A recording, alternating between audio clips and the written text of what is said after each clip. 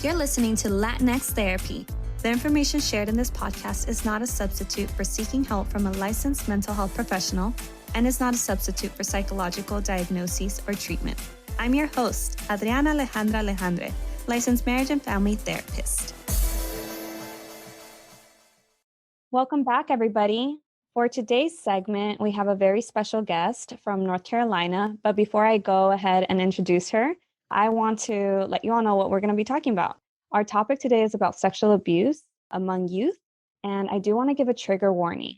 So we are going to be talking about specifically children who have experienced sexual abuse within their families or with a stranger. But this episode is going to focus on what children experience, what the family experiences, and what to do with that information. So this content, the details of it, especially when we talk about the perpetrators, might be triggering for sexual abuse survivors. If you experience this as a child yourself, this can be triggering. So if you choose to continue listening to the episode, please take care of yourself, pause, maybe even make sure that you have someone that you can call that can support you during, while you're listening, or afterwards. I'm going to go ahead and start off with a statistic. Every 73 seconds, an American is sexually assaulted. And this information comes from RAINN. If you've heard of other episodes, that I have a bit of a thing with data in the sense that it excludes many of our undocumented folks. So the statistic is most likely higher because of unreported cases. So the full statistic is every 73 seconds, an American is sexually assaulted. And every 9 minutes, that victim is a child. That's pretty drastic. That happens quite unfortunately consistently. And I believe that there's another statistic that says that about more than 75% of cases, a child is abused by a family member, by someone that they know. Now, let's go ahead and bring in our guest for today that's going to be helping us, educating us with this topic. Amanda Serrano is a Colombian American therapist out of North Carolina. She works with clients across the lifespan with a distinct specialty in working with victims of abuse, including childhood sexual trauma, domestic violence, physical and migratory trauma. She is also the executive director and founder of the center Sunrise Amanecer, Inc., that is focused on working with the Latinx community to start the healing process. Welcome, Amanda. Thank you for having me, Adriana. And I'm really excited to be here to talk about this really important topic. And I want to just echo what you said. If you are listening to this and anything resonates, please take care of yourself. Yeah, absolutely. We can't say that enough. That's going to be really important. Knowledge is power, but also everybody needs to take it in very subjective doses. So what we're going to talk about today is about listening to a child after experiencing sexual abuse themselves. Let's go ahead and define. What defines sexual abuse, Amanda? So sexual abuse can start off as just inappropriate touching, rubbing, watching a child while they are naked, or touching yourself. It can also be exposing a child to pornography, to the actual assault, to the grooming, and also molestation. And this can happen in tiny doses to the point where a kid doesn't understand what's going on because their bodies are not used to being activated in the ways that adult bodies are used to be activated. They don't have that knowledge. They're completely palatable. Yeah. And this is actually, that can also happen child to child. And that's typically because it's a learned behavior. It's something that the first child, that may have started it, may have learned from an adult, may have consistently watched it, maybe. But yes, it can also happen from child to child.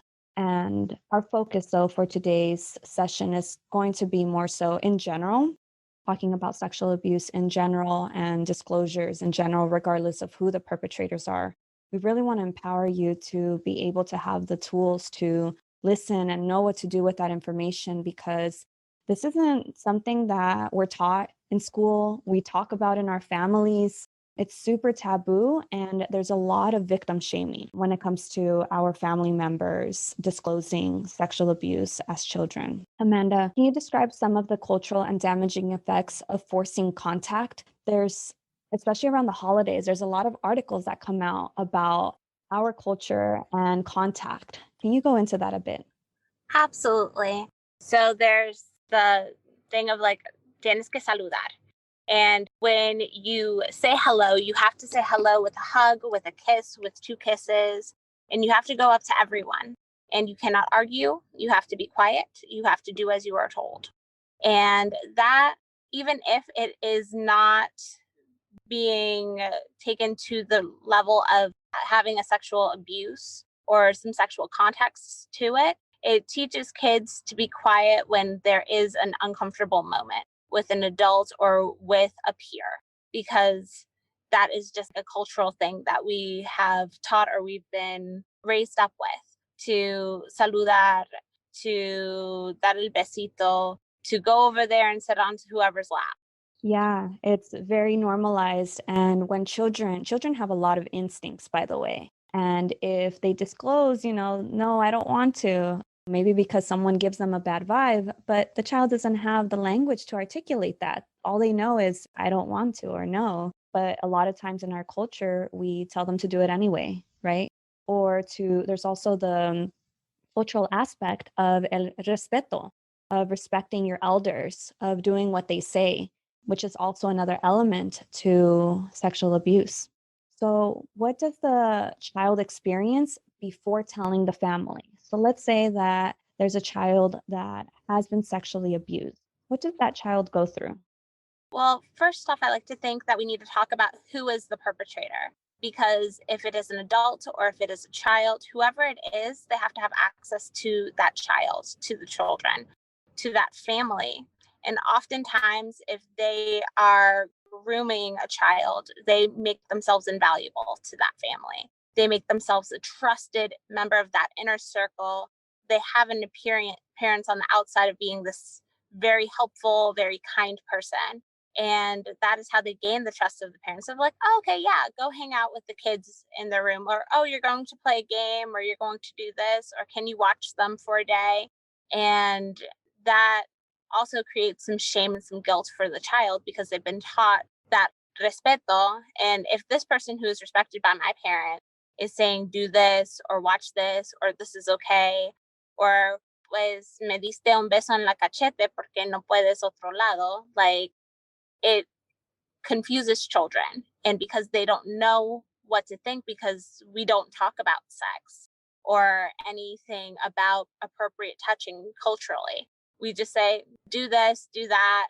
And oftentimes kids don't have that tool of that knowledge of like, okay, these are my parts, no one touches them, because that's just not something that we think of or that is brought up for children growing up.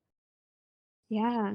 And to talk a little bit about like the clinical experience of a child before disclosing to someone, the child goes through a lot of anxiety, a lot of also trauma, right? So among anxiety, there's the rumination, just spiraling thoughts and even feeling like they are bad. So when we think about a child who has had a reaction, so let's say that the child, became erect during the sexual abuse. Emotionally, they tell us, the therapist, that they did not like it, but it confuses them when their bodies respond to the abuse like that. And it's also very shaming for them, very disappointing that their bodies experience that. So sometimes those children grow up hating themselves because they experience that. They blame themselves that they asked for it because their bodies reacted to it. They believe their bodies was saying yes, but that is not the case. It's important to teach children and not shame them because that fuels their anxiety, that fuels their depression and their PTSD because they keep replaying that image over and over and over. They keep replaying that moment.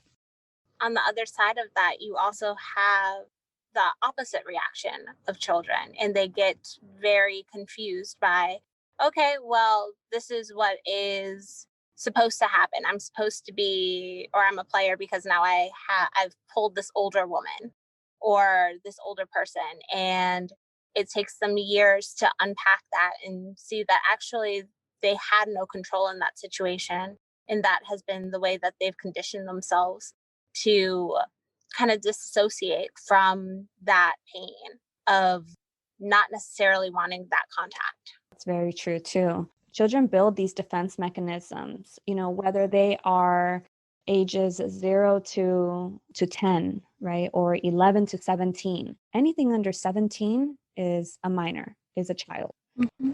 Regardless of how much older they look, that does not give anybody the right to have access to their bodies. I think that that's also something cultural that we blame children, especially if their bodies are more advanced, right? We blame children for what they wear, how they look, and that they're asking for it. So the child, before telling the family, may already be experiencing a lot of shaming and a lot of guilt. And as a parent or a family member, you can see through their play. If they are under the age of 10, there will be times where, if it is that it was a child who enjoyed playing with dolls and would have them a certain way, now the doll is being destroyed, being treated badly, being thrown in corners, or the doll is being kept absolutely perfect in a corner that no one touches. You can see drastic changes in their play, in bedwetting, in nightmares, and not wanting to be left alone, or in attaching themselves to whoever walks around. You can see those behaviors, and sometimes it gets chalked up to, oh, well, they have anxiety, or they just can't control their bladder, or oh, they're just really friendly. When in reality, those are some early warning signs to look a little bit closer. And with teens and even children as well, teens can experience the same, right now, what Amanda has mentioned, by the way. But in teens, we also see irritation, aggravation, isolating themselves, being more quiet, or maybe even befriending the wrong crowd. These can all be signs of potentially child abuse. And it's important to keep that open communication with them so that you become someone that they trust. We're going to go into recommendations in a bit, but we just wanted to talk about the red flags and what you may notice in your child before they disclose, or maybe they don't need to disclose because you're going to be aware, you're going to know. And for some parents, I've also been a clinician to parents that have had children who have been sexually abused. Parents have often told me that they knew, but they didn't want to accuse, or they just wanted to fix it within the family and not talk about it anymore because they thought that that was the best thing to do. So there's a lot that goes into what the child experiences. And this is an issue that affects the entire family unit, not just the family. So, Amanda, let's talk about what happens to that family unit when a child goes through sexual abuse. Well, the family reacts in various different ways. There might be a reaction of that this person is who they are financially dependent upon, so they don't want to react, or there is a reaction and it is too painful for them to admit that they didn't see something going on, that they're just like, no, no, and they're in denial. There's also a reaction of saying, wow, this has happened to me. How did I not protect my child? And they cut this other person out of their life. However, it still ends up feeling victim blaming for the child, where they're just like, well, this experience isn't mine anymore. It's my mom's, and my mom is going to burn down the city and take it to court. Although I love her for it, I really don't want to re experience it each time. Another thing is that a lot of times the parents themselves or the caregivers, the relatives themselves may have also experienced child abuse as a child themselves in their history. So there's probably already a dynamic of what the family has done with their experience of child sexual abuse that's just repeating. We also often hear about that, how patterns just repeat. And there's this re-victimization that happens intergenerationally within families. So, yeah, the entire family goes through different levels of anxiety, depending on the families, also, there might be a wave of depression that happens. But anxiety is just, it manifests, it looks differently. For some people, again, it impacts them in a way where they're quieter, and for other people, where they're more irritated. I want to talk about the somatic experience also within the child and the family, that there might be a lot of like GI issues, stomach problems, headaches, tension in the shoulders, jaw pain, or teeth grinding that happens after these experiences, after realizing that this is happening in your family, that shouldn't be ignored. They are often always paired with something related to your mental health. There's no way that we can separate that. So it's most likely related to that PTSD that we're talking about, the anxiety, just about anything mental health related. It's important to honor that and to see it. So, Amanda, what do you recommend that a child does, or how they should say that they've experienced sexual abuse to someone that they trust? And there's no right or wrong way with this. This question, this answer is for children themselves or relatives that are supporting a child that's about to disclose to somebody. What I would recommend is to journal, to write down what you want to say, or to at least have a script or bullet point where it's sometimes we can't say it out loud, but we can write it down.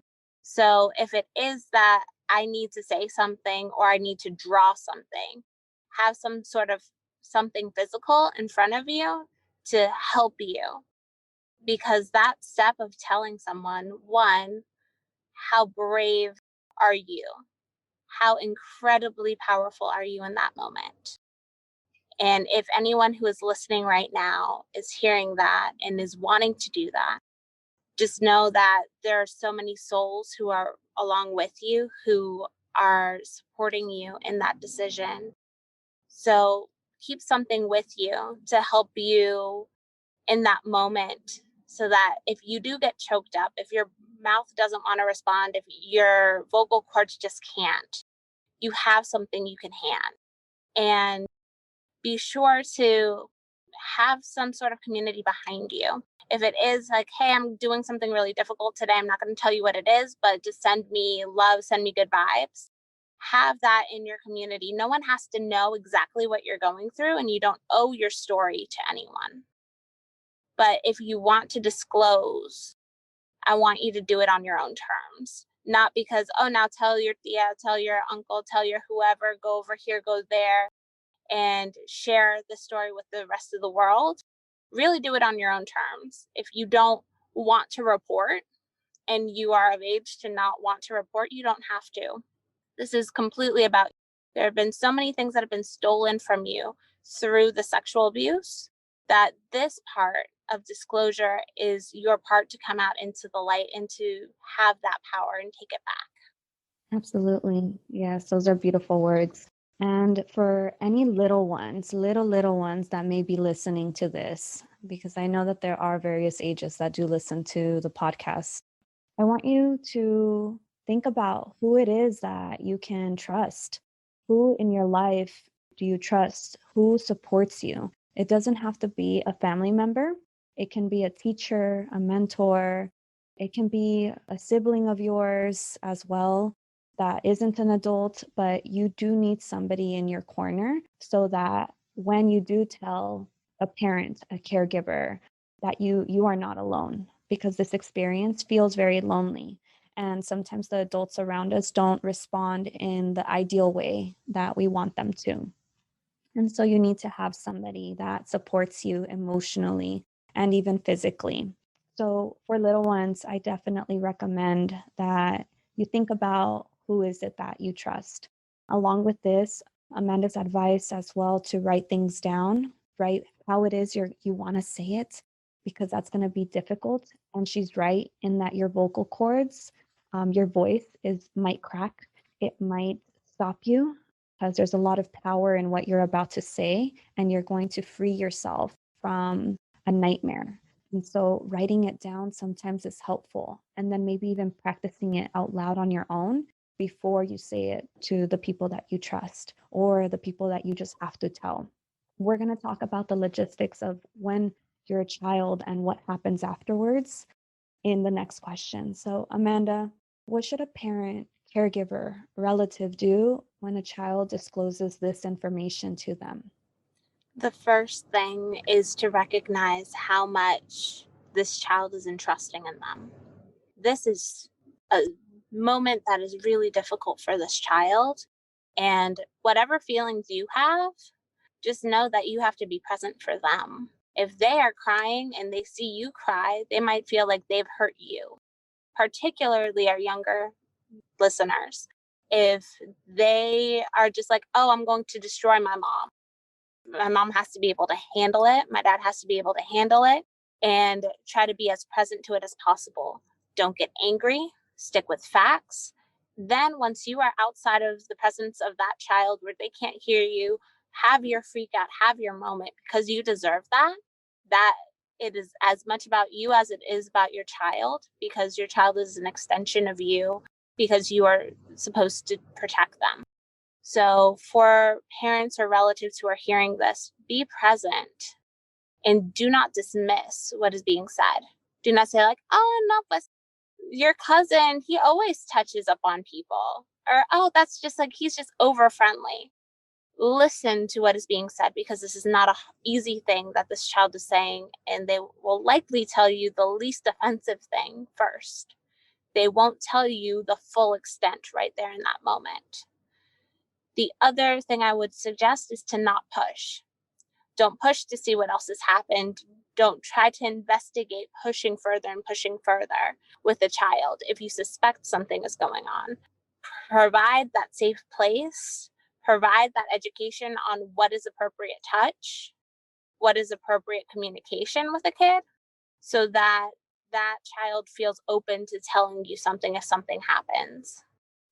Yeah, reassure your child or the child because a lot of teachers, educators might be listening to this episode as well that may have a child disclosed to them, but listen to the child, reassure them that you will help them with this. Or if you don't know what to say, it's also valid and sufficient to say, I don't know what to do, but I'm going to be here for you and figure this out with you so that they feel less lonely as well. Because this is difficult. As Amanda mentioned, it's important to not push them towards any more details. There's going to be many disclosures. So this is just the first disclosure. After they disclose, they're probably going to feel really, really tired and really, really scared. So some affection with permission is also important. So asking them after the validation, may I give you a hug? Because most likely their body is going to be experiencing that body memory from that trauma and they're going to be activated. And so you just want to be sure that you ask for permission so that they feel safe with you. And you're also modeling what's the right way to show love and affection. Amanda, what are some resources that you have for families and children that have experienced sexual abuse? Well, first and foremost, RAIN is a wonderful resource for people to get in contact, to be able to get some of the resources and to also have some of that statistical knowledge to know that they are not going and saying that this is something that happens more often than not and it is underreported more often than I think anything. I would also recommend checking out the website stopitnow.org and childwelfare.gov has an entire page dedicated to organizations throughout North America that support children who have been through some sort of sexual assault or sexual abuse. Yes, and I'm going to include these in the show notes along with more. We should also say, everybody, that along with this disclosure, when you hear this from a child, one thing that you can do to also protect this child, and I know that there's a lot of controversy in this, but there's also a lot of help that can come with this, is reporting this because you're going to have to take your child to the doctors. It's going to happen. So it's really important to also, if this individual, if you know them, if they have a history of violence as well, then making sure that your child is safe and watched, right? And that you do not confront this individual alone. There's, as Amanda mentioned, there's going to be a lot of feelings that you're experiencing, but you also need an adult to process that with, especially if you're triggered, if you've been a survivor yourself. You need to process this with an adult, not with your child, which is what happens a lot in our community and culture. But along with this type of disclosure in any state here in the United States, it does get reported to authorities and to the Department of Children and Family Services. So what you can expect is for social workers to come to the house to do an assessment of the child and of yourself. And in many cases, the child does not get taken away. They do recommend counseling. However, there are some cases where if they find that the parent didn't protect the child, doesn't validate the child or believe them, then there may be some other course of action that is taken. So there are some cases in our culture where, let's say, the parent, in this case, let's say the mother, will defend the boyfriend and will not believe the child. So it has to be very extreme, but there are cases like that. And we just want to give you all the information and knowledge so that you don't feel also like betrayed, disillusioned by this disclosure. There are legal court recourses that have to happen. And for anyone who is afraid to report due to document status, please know that when you are doing this, when you are protecting a child, there are avenues to keep you and your child safe. You just have to really be honest with those authorities, keep your child safe or the child safe.